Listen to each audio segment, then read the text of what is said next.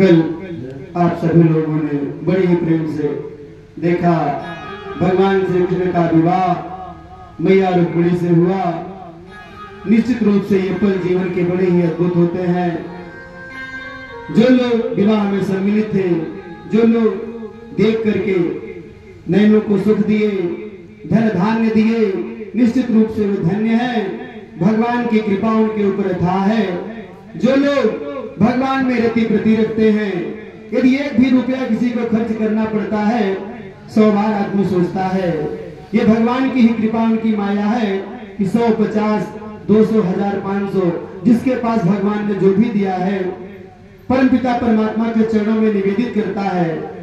परमपिता परमात्मा उस व्यक्ति के घर में धन धान्य से परिपूर्ण रखे। जिस व्यक्ति के मन में ऐसे भाव आते हैं और परमपिता परमात्मा के लिए कुछ उनके निमित्त निकालता है, खर्च करता है, धर्म कर्म निश्चित रूप से विफल नहीं जाता है। हर व्यक्ति को जहां तक हो सके धर्म कर्म करते रहना चाहिए। एक मैया जीवन में अपने कभी दान धर्म नहीं किया करती थी और वह मैया अंततोगत्वा जब वो गोलोक को जाती है, भगवान के लोक को जाती है, यमराज उनसे पूछते हैं, मैया आपके जो पुण्य कर्म हो आप उसे पहले भोगना चाहेंगी अथवा पाप कर्मों को? क्या आपने कभी जीवन में दान धर्म किया है? ये भैया दान वान तो मैंने नहीं किया है। फिर मैया तब तो आपको नरक लोक में ही जाना होगा। याद कर लो मैया। तुरंत देखते हैं मैया एक बार आपने एक साधु बाबा आपके दरवाजे पर आए थे, एक मुट्ठी धूल आपने उनको दे दिया था।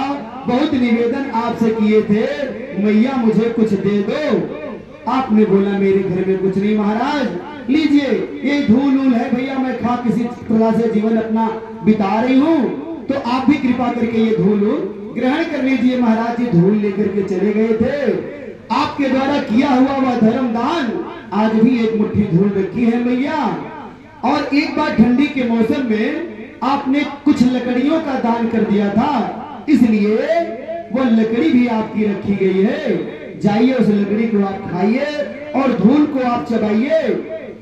और आपने जीवन में जो धर्म किया है, दान किया है, वह आपके लिए उस कोठरी में रखा हुआ है। जब उसको आप खा चुके, पान कर चुके, फिर बताइएगा, अन्य लोकों में आपको ले जाया जाएगा।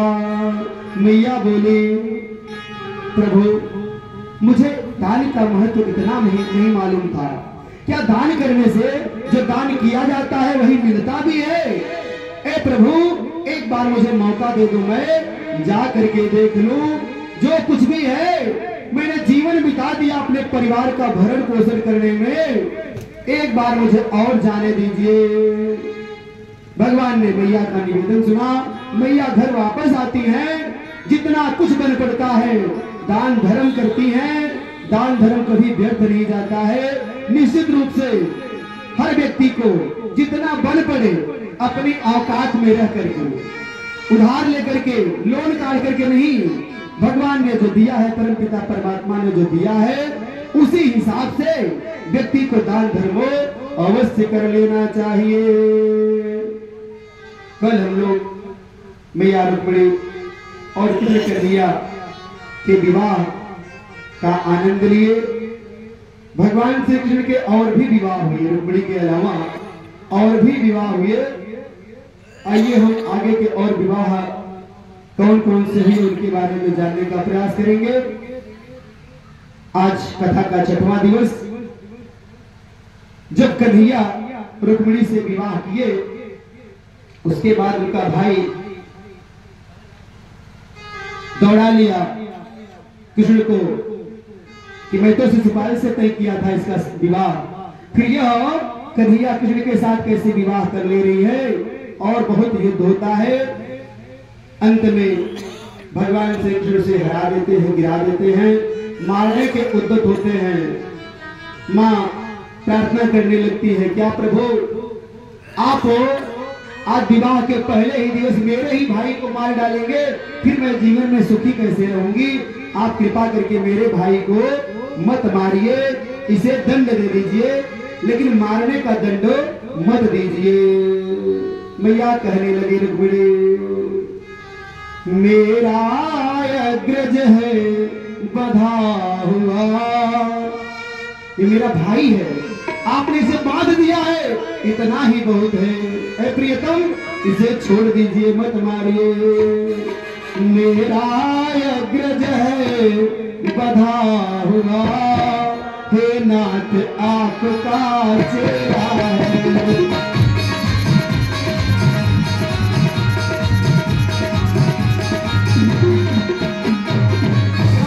कह रही है मैया, बूढ़े पिता की निशानी है, ये मेरे बूढ़े पिताजी की निशानी है, आप इसे खत्म मत कर दीजिए महाराज। बूढ़े बाप की निशानी है, मारो मत मेरा भाई है।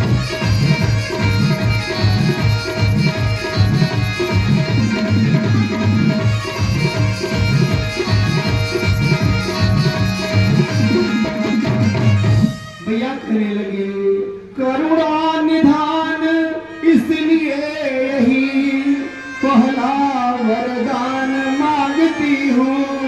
ऐ प्रभु, आज मुझे आप मेरे ऊपर इतना सी कृपा कर दीजिए, बस आज के बाद मैं आपसे कुछ नहीं मांगूंगी। मेरा भाई है, ऐसा विवाह मैं करके ही क्या करूंगी महाराज, अगर मेरा भाई ही नहीं रहेगा। करुणा निधान से ये यही पहला वरदान मांगती।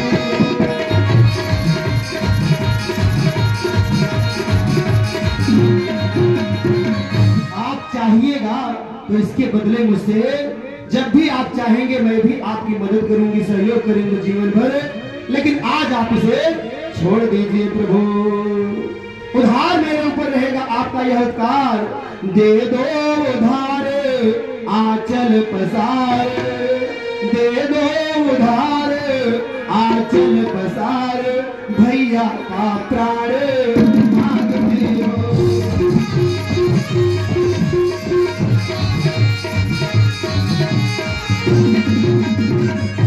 भगवान श्री कृष्ण उनके निवेदन पर छोड़ देते हैं उसे, उसका बाल मुड़वा देते हैं, मूंछ मुड़वा देते हैं और धक्के मार करके वहां से भगा देते हैं। रुक्मी घर नहीं गया, वह अपमान सहा, घर नहीं गया, वापस अपने नगर में नहीं गया और एक दूसरे नगर में अपना निवास बना लिया, वहीं पर वह रहने लगा। श्री कृष्ण रुक्मिणी को लेकर के द्वारिका गए, भीष्मक महाराज ने कन्यादान किया, यशोदा आदि सभी लोग बुलाए गए, भावरे पड़ी और सारी प्रक्रियाएं पूरी हुई विवाह की। धीरे धीरे समय बीतता गया, प्रद्युम्न का जन्म हुआ। प्रद्युम्न की कथाएं आप लोग जानते हैं। प्रद्युम्न महाराज किस प्रकार से जब जन्म लिए हैं, तब वो जब 2 ही 4 दिवस के थे तभी उनको एक राक्षस उठा कर ले गया था और ले जाकर के नदी गंगा जी में गिराने का प्रयास किया। अंततः गत्वा वह भगवान की कृपा से बच जाते हैं और माया के द्वारा, मायावती के द्वारा बचाए जाते हैं और पुनः उनका रति से विवाह होता है। हम आगे दूसरे विवाह की चर्चा करने चल रहे हैं। आइए सुखदेव जी महाराज कहने लगे, राजन श्री कृष्ण का दूसरा विवाह सत्राजित की पुत्री सत्यभामा के साथ हुआ था। सत्राजित ने अपना दोष दूर करने के लिए अपनी कन्या तथा सेवंतक मणि को भगवान श्री कृष्ण को दे दिया था। श्री राजा परीक्षित कहने लगे, प्रभु सत्राजित ने कौन सा अपराध किया था? सेवंतक मणि उसे मिली कहां से थी और उसने अपनी कन्या को यह किस प्रकार से कन्या को और सेवंतक मणि को भी दे दिया था? श्री सुखदेव जी कहते हैं, हे राजन, भगवान सूर्यदेव ने अपने परम भक्त सत्राजित की आराधना से खुश होकर के यह सेवंतक मणि प्रदान कर देते। आसेत सत्राजित सूर्यो भक्तस्य परमां सखा, प्रेतस्तस्मै मणिं प्रदाता सूर्यस्पष्ट स्यमन्तकः। फिर यह स्यमन्तक मणि एक दिन सत्राजित उस मणि को पहनकर गले में धारण करके यादवों की सभा में आ गया। जब दूर से ही सत्राजित वह मणि पहन करके आ रहा था, इतना चमक रही थी वह मणि जैसे मानो कि दूसरे सूर्य देव ही सामने आ रहे हों। सभी यदुवंशी लोग बैठे थे, नारायण से प्रार्थना करने लगे। नारायण नमस्तेस्तु शंख चक्र गदाधर दामोदरारविन्दाक्ष गोविंद यदुनंदन।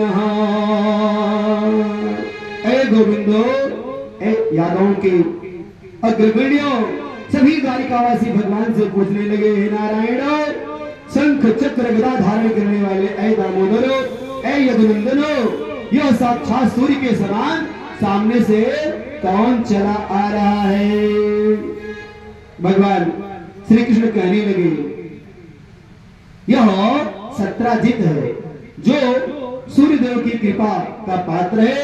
भगवान सूर्यदेव की आराधना किया करता था।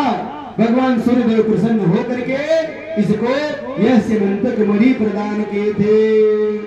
यह मणि जहां पर रहती है उतने स्थान पर उसके राज्य में कभी महामारी नहीं आने पाते। इस मणि की विशेषता है, न तो किसी को सर्प का भय रहता है और न ही किसी प्रकार का शारीरिक भय रहता है, न तो दुर्भिक्ष आने की कभी संभावना होती है। इस मणि की बहुत ही महत्व है।